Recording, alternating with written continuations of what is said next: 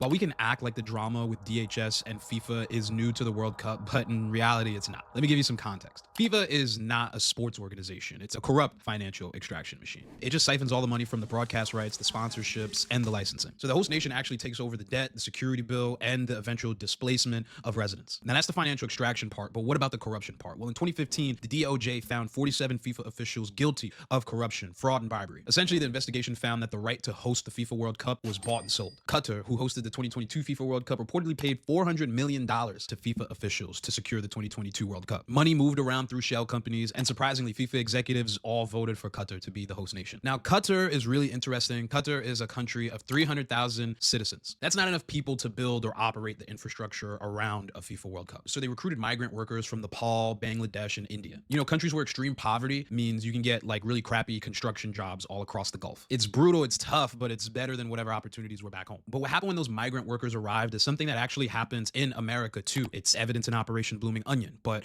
these workers have their passports confiscated and they're essentially stuck in the country, forced to work for abysmal wages. I think a lot of the FIFA workers in 2022 were getting $200 a month, building a stadium in 115-degree heat. The Guardian analyzed the death records of the 5 main countries that were providing migrant workers, and about 6,500 deaths were related to these jobs. And you know, that's just what we hear. That's just what was reported. And what do you think Gianni Infantino, the president of FIFA, the guy that made $4.6 million last year, said?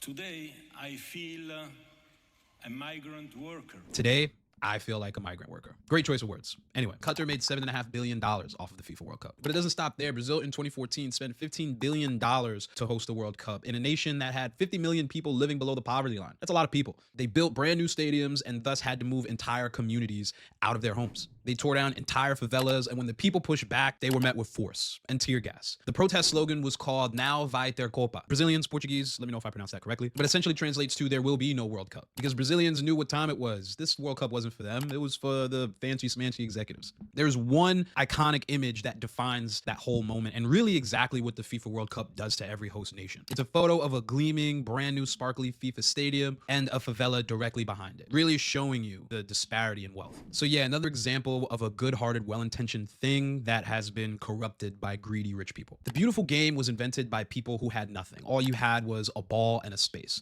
But the business of the beautiful game belongs to almost nobody. That's not an accident. That's on purpose.